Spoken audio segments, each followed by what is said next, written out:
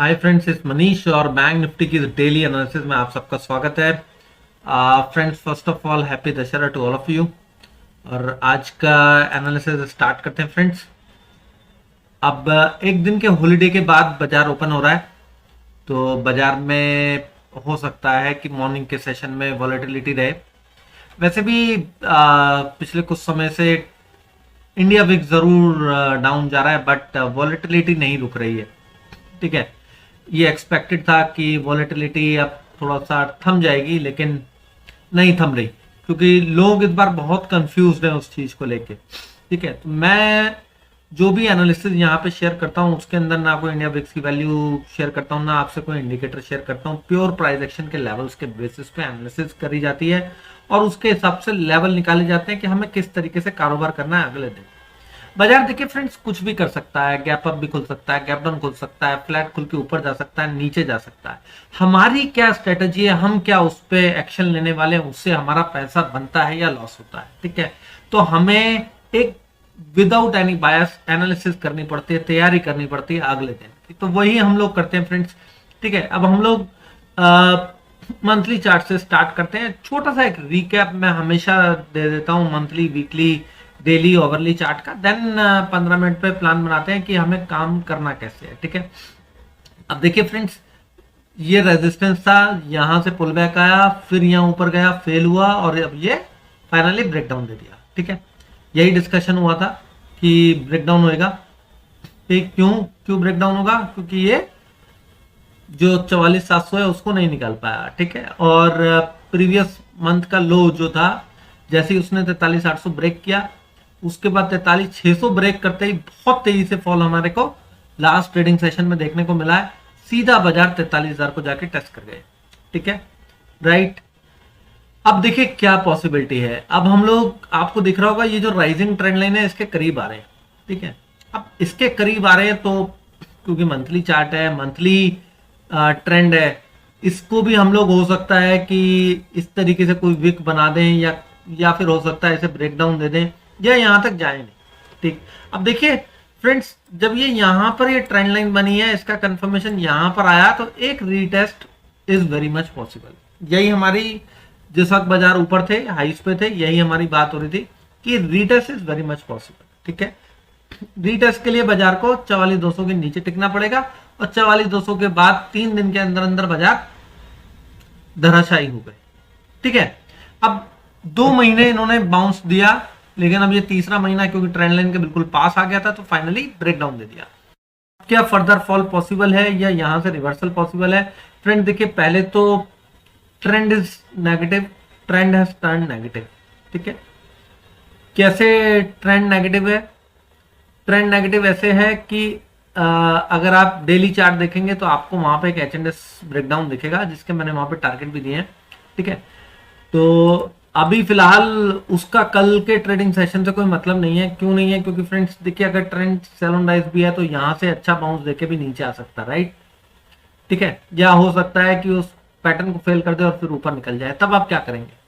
ठीक, तो अभी देखिए, ये एक 43,400, 43,350, 43,000, ये सारे जो लेवल्स थे ना, ये सपोर्ट लेवल्स थे जो कि बड़ी तेजी से ब्रेक हुए। ठीक, ट्रेंड डेफिनेटली नेगेटिव है। अब ये डायरेक्टली यहां से नीचे जाएगा या रिवर्सल देगा, उसे ही हमें समझना है। हम ये देखेंगे कि अगर बाउंस आएगा तो हम सेल साइड घुसने की कोशिश करेंगे, लेकिन कैसे एंट्री करनी है, क्या करना है, उसके लिए थोड़ा सा वीकली चार्ट पे जाना जरूरी है, उसे समझना जरूरी है। ठीक है, अब देखिए वीकली चार्ट पे क्या दिख रहा है। वीकली चार्ट पे दिख रहा था एक ट्रेंड लाइन स्टीप हो रही है। ठीक, स्टीप यानी हायर हाई लगाती है, यही हमारी एनालिसिस थी। अब ये स्टीप तो ब्रेकडाउन हो गई। ठीक है, स्टीप ब्रेकडाउन हो गई और ये गया। ठीक है, अब ये नीचे से ये जो ट्रेंड लाइन आ रही है, इसका रीटेस्ट बचा है। इसका रीटेस्ट कहां तक हो जाएगा फ्रेंड्स? इसका रीटेस्ट प्रोबेबली यहीं कहीं रीटेस्ट होता है, कुछ 42,400, 200, कुछ यहीं कहीं आके कहीं रीटेस्ट हो जाता है फ्रेंड्स, 42,600, 700 के आसपास। ठीक है, राइट। अच्छा, ये तो हो गया वीकली चार्ट। अब हो सकता है ना कि ये यहां से भी घूम जाए, राइट। ये हो सकता है कि ये यहां से भी घूम जाए। ये ब्रेकडाउन दिया जरूर है, लेकिन हो सकता है यहां से भी घूम जाए। तो हमें क्या करना है, विदाउट एनी बायसनेस कि ये इसको टेस्ट करेगा या इसको ब्रेक करेगा, हमें रिवर्सल के भी लेवल्स नोट करके रखने हैं। अगर इसे ब्रेक डाउन करने के लिए जाता है या टेस्ट करने के लिए जाता है, उसके लेवल्स भी नोट करके रखने हैं। वो कैसे, वो मैं अब आपको आगे के एनालिसिस में समझाऊंगा। ठीक है, तो बने रहिए बिल्कुल एंड तक। अभी डेली चार्ट पे देख लेते हैं। डेली चार्ट पे ये एक सपोर्ट जोन था फ्रेंड्स, ये पूरा एक सपोर्ट था। ठीक है, 43,570, ये फाइनली ब्रेकडाउन हो गया। ठीक, इसने, मैंने ये लेवल्स को इंपॉर्टेंस पहले भी नहीं दी थी। क्यों नहीं दी थी? क्योंकि ये तो केवल लोअर विक्स थी, एक बार नीचे गया और ये ब्रेकडाउन फेलियर हुआ था। ठीक, सपोर्ट ये नीचे कभी भी नहीं आया। कुछ लोग यहाँ सपोर्ट बना के बैठे थे 43,300 के नीचे। मैंने इंट्राडे के लिए जरूर बोला था कि हो सकता है एक बार ये यहाँ पर टेस्ट करके भी ऊपर घूम जाए। इंट्राडे में अगर ट्रेड करना है तो 43,300 के नीचे करिएगा इंट्राडे ट्रेडर्स के लिए। ठीक है, और टारगेट क्या रखा था? 43,100 का टारगेट रखा था। दूसरा टारगेट 43 के भी नीचे का है। ठीक है, आप 43,30 बनाया। अब ये आगे कंटिन्यू करेगा नहीं करेगा उसे भी हम समझने के लिए और छोटे टाइम फ्रेम पे चलेंगे। Next target, next support, important support कहाँ आता है? पहले तो ये जहां ये लो बनाया फ्रेंड्स 43,080 के आस 43,080 से लेकर 43,000 तक के आसपास का ये पूरा एक सपोर्ट था। ठीक, पहले तो खुद ये एक सपोर्ट है जहां पे ये लास्ट ट्रेडिंग सेशन में आया। अब इसके नीचे जाता है तो फिर 42,600 के आसपास आ जाता है, यहीं कहीं आके वो, और 42,600 के नीचे आके 42,400 के आसपास आके ये ट्रेंड लाइन टेस्ट हो रही है। ठीक है, अब देखते हैं कि 42,600 से नीचे जाने की पॉसिबिलिटी है कि नहीं है। तो फ्रेंड्स, पहले तो ये पैटर्न क्लियर एच दिख रहा है, इसका टारगेट 40,800 है। तो ये ब्रेकडाउन हो भी गया तो ट्रेंड रिवर्स नहीं होता फ्रेंड्स, ये ट्रेंड रिवर्सल नहीं होगा। ठीक है, हो सकता है यहां से ऊपर बाउंस देके वापस से इस तरीके से नीचे आ जाए। आई एम रिपीटिंग अगेन, यहां जाके इधर जाके it can come like that. ठीक है, तो हमें एक सपोर्ट का ध्यान रखना है। वो सपोर्ट क्या है? 42,600। ठीक, इस लेवल के नीचे जो डे लो है 43,040 का या 43,000 तक का पकड़ लीजिए, उसके नीचे 42,600 का ध्यान रखना है। ठीक है, अब हम ओवरली चार्ट पे आते हैं। ओवरली चार्ट पे जो हमारा पहला टारगेट था 43,100 वो क्लोज हो ही चुका है। दूसरा हमने 42,700 दिया था। अब एट कॉस्ट स्टॉप लॉस लगा लीजिए और partial profit booking I hope कि कर ली होगी। ठीक है, मैं हमेशा कह के चलता हूँ टारगेट 1 पार्शियल प्रॉफिट बुकिंग कर लीजिए। ठीक है, अब हम लोग 15 मिनट चार्ट पे चलते हैं। 15 मिनट चार्ट पे देखिए फ्रेंड्स, ये 90 डिग्री का एंगल बन गया। अब छोटा सा यहां तक का बाउंस तो आना चाहिए इस एंगल के हिसाब से। आएगा नहीं आएगा, नो बायसनेस, लेकिन टेक्निकल कहते हैं कि यहां जब 90 डिग्री बना यार थोड़ा सा बाउंस देकर नीचे जाकर जाना भी है। ठीक है, तो हमें नेक्स्ट ट्रेडिंग सेशन में दोनों चीजों के लिए तैयार रहना है कि डायरेक्ट नीचे जाएगा तो क्या होगा और कैसे ट्रेड करना है, ऊपर बाउंस आता है तो कैसे ट्रेड करना है। तो देखिए रेजिस्टेंस क्या है? रेजिस्टेंस ये 19,350 से लेके 43,350 से लेके 43,400 तक का रेजिस्टेंस जोन है। 43,360 से लेके 43,400। अब ये गैप अप खुलता है या फिर फ्लैट खुल के ऊपर जाता है तो यहां पे प्राइस एक्शन देखना। अगर ये यहां पे टिकता नहीं है, रिवर्सल कैंडल बनाता है तो शॉर्ट करेंगे, उसके ऊपर का स्टॉप लॉस लगाएंगे। ठीक है, और हमारा सपोर्ट कहां आता है? 43,000 के आसपास तक का आता है। लेकिन हमारा जो पहला टारगेट क्या होगा? 43,190 तक का। ठीक है, अब देखिए ऑप्शन कौन सा बाय करना है? 43,500 का पुट उठाइएगा और 43,140-50 पे बुक कर दीजिए। लेकिन 43,500 का पुट आपको करंट वीकली एक्सपायरी का नहीं उठाना, अब नेक्स्ट वीकली एक्सपायरी का उठाना। करंट मंथली एक्सपायरी है फ्रेंड्स, खत्म ही होने जा रही है। अगर फिर भी इंट्राडे में है तो आप कर सकते हैं। ठीक है, अब एक्सपायरी आपको पता है, जो महीने की एंड वाली एक्सपायरी होती है वो गुरुवार को होती है, वो बुधवार को नहीं होती। ठीक है, राइट। तो कल एक्सपायरी डे नहीं है। अगर आपको केवल इंट्राडे ही होल्ड करना है, आप इंट्राडे बुक कर सकते हैं। होल्ड नहीं करते हो then only in this situation, और ये मैं बात नए ट्रेडर्स के लिए बोल रहा हूं, वो लोग पोजीशन को होल्ड कर जाते हैं अगर लॉस में चले जाते हैं तो होप ट्रेड लेते हैं। तो जो लोग बिल्कुल अब कहते हैं ना पक चुके हैं और रेडी हैं कि हाँ भाई अगर स्टॉप लॉस गया तो गया, कोई टेंशन नहीं, वही लोग 43,500 का पुट उठाएंगे करंट वीकली एक्सपायरी का।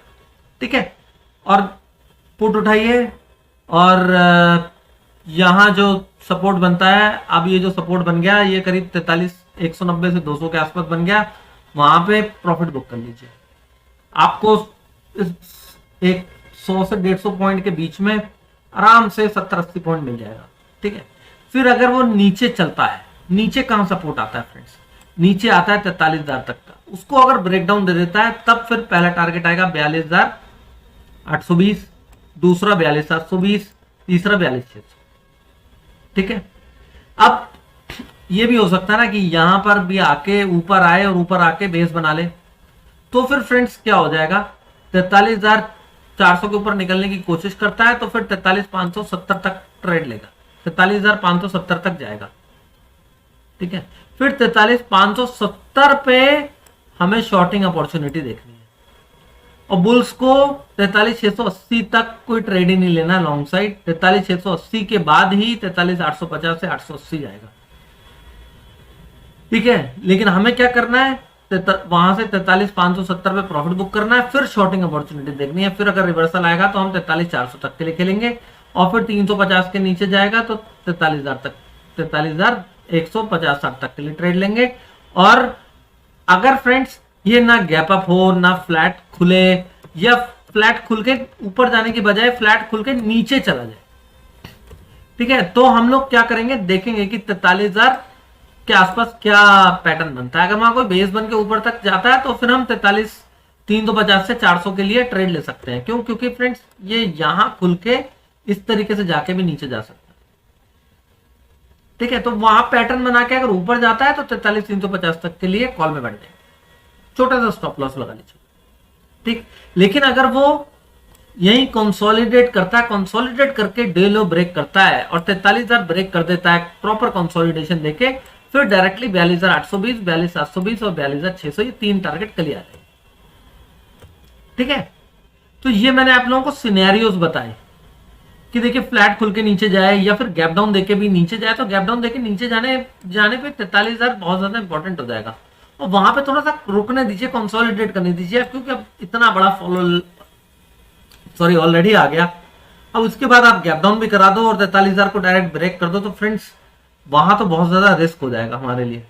ना कोई बेस है हमारे पास, ना हमारा स्टॉप लॉस है।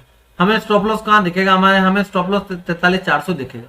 तो इसीलिए जब इतना बड़ा स्टॉप लॉस पे तो मैं इंटरनेट ट्रेड नहीं कर सकता ना 400-500 पॉइंट पे। ठीक है, तो मुझे क्या चाहिए, मुझे ये चाहिए अगर भैया गैप डाउन भी दे रहे हो तो यहाँ आ जाओ 43,000 के आसपास तक या 43,100-200 के आसपास, वहीं कहीं थोड़ा सा कंसोलिडेट करके दोबारा 43,000 ब्रेक कर दो, तब मैं उसके ऊपर का स्टॉप लॉस लगाऊंगा 100 पॉइंट का, जितना भी स्टॉप लॉस बनता है लगाऊंगा, फिर 42,820, 42,720, 42,600, 400 पॉइंट के लिए ट्रेड लूंगा और इसमें भी पार्शियल प्रॉफिट बुकिंग करता जाऊंगा हर एक ट्रेड का टारगेट अचीव होने।